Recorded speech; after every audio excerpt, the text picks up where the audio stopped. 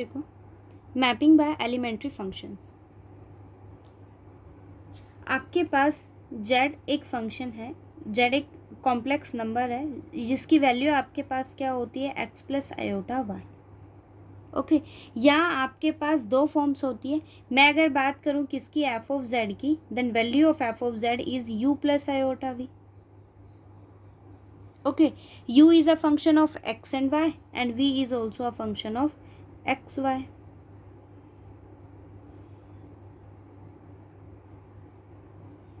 यही आपके पास वैल्यू होती है। z equals to x plus iota y. It means अगर मैं z प्लेन की बात करूँ, ऑब्वियस है मैपिंग की बात कर रहे हैं तो आपके पास वैल्यूज़ होनी चाहिए। ये क्या है मेरे पास x और ये आपके पास क्या है y। किसकी बात कर रहे हैं हम, z प्लेन की,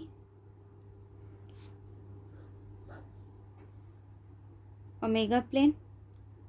तो ये आपके पास u है और ये वैल्यू मेरे पास क्या है, v है।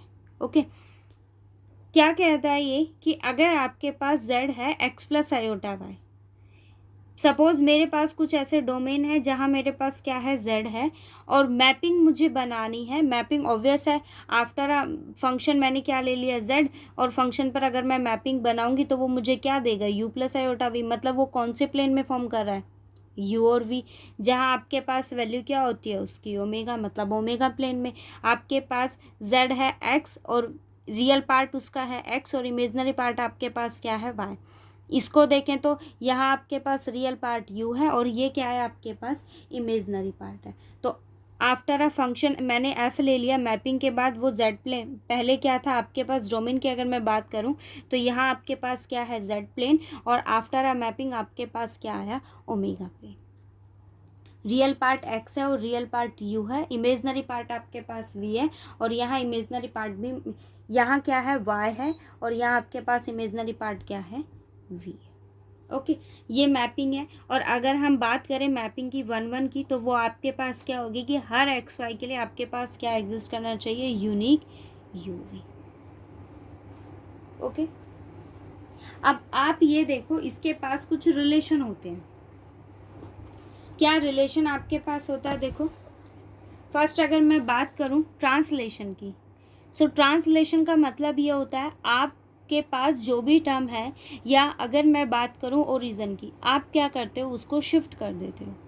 शिफ्ट का मतलब ये है कि आपके पास z ओमेगा की वैल्यू, सपोज मेरे पास अगर z है, ट्रांसलेशन का मतलब मैंने उसको क्या फॉर्म करवा दिया, omega equals to z plus alpha. मतलब अगर आपके पास एफ ऑफ जेड की वैल्यू ओमेगा है, ओके, इसकी वैल्यू आपके पास क्या होती है, u प्लस आयोटा v होता है। ठीक है, वो क्या कहता है ट्रांसलेशन के लिए कि आपके पास इसकी वैल्यू क्या हो जाती है, z प्लस एल्फा। एल्फा आपके पास क्या फॉर्म करता है, a प्लस आयोटा b।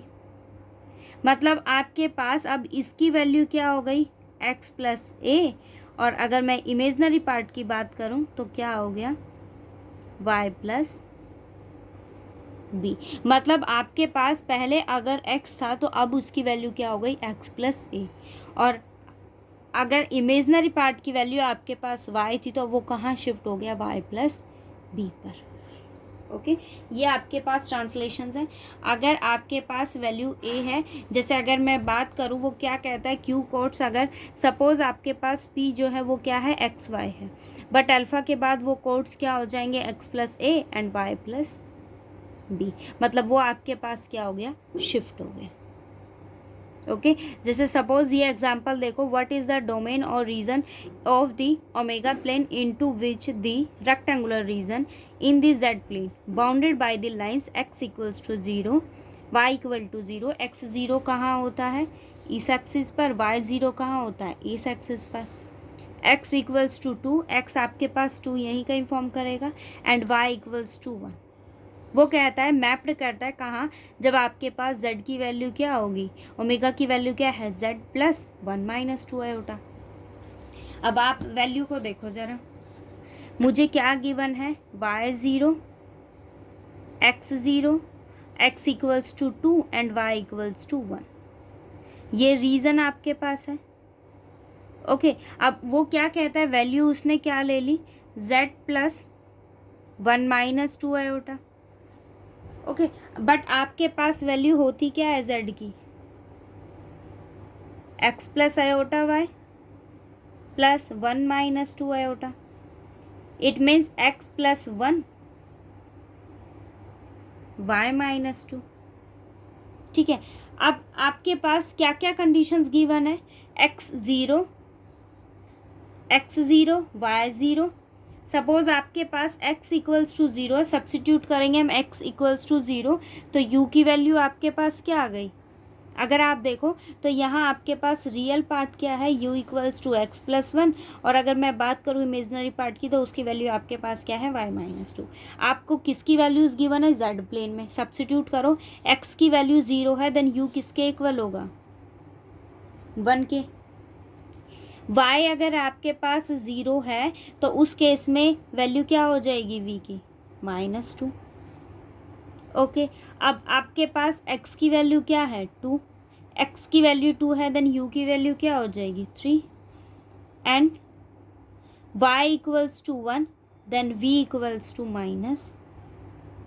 अब आप इसको प्लॉट कर दो, ये है u, ये है v। अब आप ये देखो, u की वैल्यू 1, v आपके पास -2 है, तो कहाँ लाई करेगा? यहाँ ऊपर तो नहीं होगा, नीचे ही होगा। -2, u आपके पास क्या है? 3। u की वैल्यू मेरे पास क्या है? 3। 1 और 3, मतलब ये एक्सिस ऐसे होगी। v की वैल्यू आपके पास क्या है? -1। ओके, तो ये -1 हुआ, और क्या है? -2, तो ये वैल्यू क्या हो गई? -2।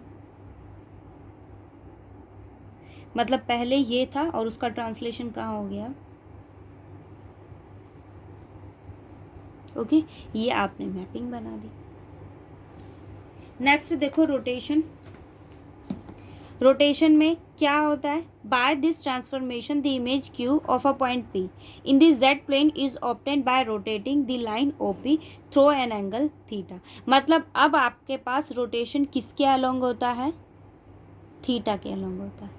ठीक है, और एक चीज़ और, आपके पास यहाँ दो चीज़ें होती हैं, हम पढ़ते हैं clockwise and anti clockwise, but आपके पास इनकी डायरेक्शन ओरिएंटेशन के कॉरस्पॉन्ड अपोजिट होता है। अगर आपके पास एंटी क्लॉकवाइज डायरेक्शन है देन पॉजिटिवली ओरिएंटेड, और अगर आपके पास क्लॉकवाइज डायरेक्शन होगा तो उस केस में वो क्या होता है? नेगेटिवली ओरिएंटेड होता है। ठीक है, एंगल की रोटेशन आपके पास ओरिएंटेशन के अकॉर्डिंग देखते हैं हम। अगर एंटी क्लॉकवाइज है तो उस केस में आपके पास थीटा क्या होगा? पॉजिटिव होगा, वो क्या होता है? पॉजिटिवली ओरिएंटेड होता है। और अगर उस केस में आपके पास θ1 लेस देन 0 होगा तो वो नेगेटिवली ओरिएंटेड होगा।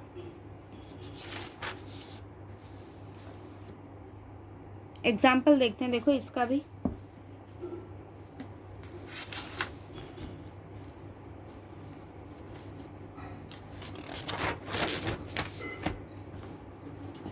देखो वो कहता क्या है क्वेश्चन, देखो पहले। Determine the region in the omega plane corresponding to the triangle region bounded by the lines x equals to 0, y equals to 0, और एक उसने आपको क्या दिया? x plus y equals to 1 in the z plane under the transformation, उसने आपको ये transformation दिया। ओके, तो वैल्यूज आपको क्या क्या गिवन है? देखो x equals to 0, y equal to 0, और फिर उसने आपको क्या दिया है? x plus y equals to 1। x 0 y 0, I think तो पॉजिटिव ही होंगे दोनों। y 0 एंड x 0, उसको प्लॉट करते हैं। If y equal to 0 then x equals to 1, और x equals to 0 then y equal to 1। ये 1, सपोज ये 1 है और ये 1 है, तो ये आपके पास एक्सेस ये हो गई। ये कौन सा है? जहाँ x plus y equal to 1। Okay, अब ये ओरिजिन हुआ मेरे पास, ये x एक्सिस है, ये y एक्सिस है, ये आपके पास ओरिजिन है। देखो z की वैल्यू क्या होती है? x plus iota y. क्या रोटेशन उसने आपको गिवन किया? Omega equals to ZE iota pi by 4 हुआ। वैल्यू को सब्सिट्यूट करेंगे, x plus iota y, e iota theta is cos theta plus iota sine theta. So x plus iota y cos pi by 4 is 1 by root 2 plus iota 1 by root 2. Real और imaginary part देखेंगे. First of all multiply ही करेंगे. x से किया तो x by under root 2 plus iota y by under root 2 plus iota x by under root 2 and minus y by under root 2.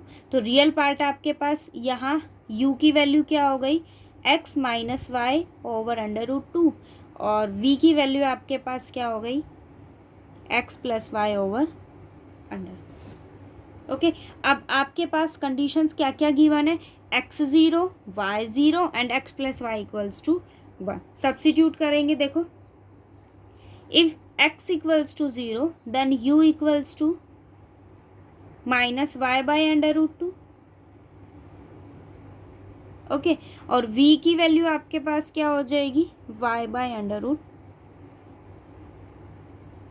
ठीक है, अब आप इन दोनों के बीच का रिलेशन देखो. मुझे वैल्यू किस में फाइंड आउट करनी होती है, u और v में. ये आपके पास z प्लेन है और मुझे क्या चाहिए, w प्लेन. तो w प्लेन में आपके पास दो ही वैल्यूज़ होती है, u और v. x और y में हम सॉल्यूशन को फाइंड आउट नहीं करते. सो आप यहाँ देखो तो ये वैल्यू किसकी है, v की. Then u equals to minus v. Okay, आप सब्स्टिट्यूट करो. y equal to 0, y equals to 0 then u equals to x by under root 2 and v is equals to x by under root 2. दोनों क्या है, equal है. Then u equals to v. एक relation ये आ गया हमारे पास. सेकेंड, अब उसने थर्ड आपके पास क्या है, x plus y equal to 1 है. x प्लस वाई की वैल्यू क्या है, 1. तो v की वैल्यू आपके पास क्या हो गई. ठीक है, अब आपको एक रिलेशन ये गिवन है जहां आपके पास v की वैल्यू क्या होगी, 1 बाय रूट 2. देखो v है, सपोज ये आपके पास 1 है तो 1 बाय रूट 2 आपके पास यहाँ कहीं लाई करेगा. v की वैल्यू 1 बाय 2 आ गया. अब आप ये देखो यहाँ आपके पास क्या है, u और v इक्वल है. ठीक है, तो वो वाली एक्सिस आपके पास ये होगी. एक उसका नेगेशन है, नेगेटिव, तो वो वाली एक्सिस आपके पास ये होगी. ये आपके पास ग्राफ हो गया. ये तो सिंपली हम x इक्वल्स टू वाई तो पढ़ते ही हैं. ये u है और ये v. ये ग्राफ हो गया. बस ऐसे ही आपको फाइंड आउट करने हैं ये. नेक्स्ट देखो क्या कहता है, magnification omega equals to A Z. A आपके पास क्या होगा, ग्रेटर देन 0, तो रियल. देखो ऑब्वियस सी बात है, अगर ए आपके पास स्ट्रिक्टली ग्रेटर हुआ 0 से, इट मीन्स 1 हो सकता है, 2 3 अप टू कोई भी वैल्यू हो सकती है. उस केस में आपके पास वो एक्सिस क्या हो जाएगी, स्ट्रेच हो जाएगी. ये देखो वो क्या कहता है, by mean of this transformation the figure in the z plane stretch and contracted in the direction z according as a की वैल्यू अगर आपके पास ग्रेटर देन 1 हुआ तो क्या हो जाएगा, स्ट्रेच्ड हो जाएगी. और अगर ए की वैल्यू आपके पास क्या हो जाती है, लेस देन 1 हो जाती है, तो क्या हो जाएगा, कॉन्ट्रैक्ट हो जाएगा. ओके, डिपेंड करता है आपके पास. देखो क्या कहता है, determine the region D dash of the omega plane into which the triangular region D enclosed by the line x equals to 0, y equals to 0 and x plus y equals to 2 in the z plane is mapping under the transformation. आपके पास क्या दिया, omega की value उसने 3z दिया. क्या करोगे, first of all values को फाइंड आउट करेंगे हम. क्या क्या उसने आपको कंडीशंस दी हैं, x equals to 0, y equal to 0 and x plus y equal to 2. Okay, और क्या रिलेशन दिया, omega equals to 3z. z की वैल्यू क्या होती है, x प्लस आयोटा y, और क्या गिवन है, then u plus iota v is equals to 3 into x plus iota y. So 3x plus iota 3y. So u equals to 3x and v equals to 3y. If x equals to 0, then u equals to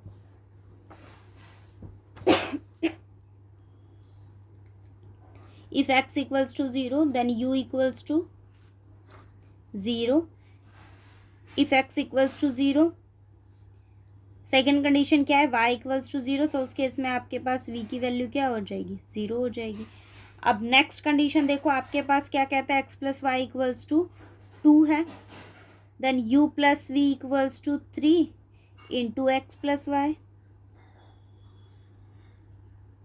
u plus v equals to 6. Okay, so u plus v की अब आपके पास देखो यहाँ क्या थी condition, x equals to 0, y equals to 0 and x plus y equals to 2. और w plane के लिए, ओमेगा प्लेन के लिए आपके पास क्या वैल्यू मिली है, u equals to 0, v equals to 0 and x plus y equals to. Graph बना लेंगे हम यहाँ पर, ठीक है. अब यहाँ तक ही रीड करना, बाकी हम कल डिस्कस करें. ओके.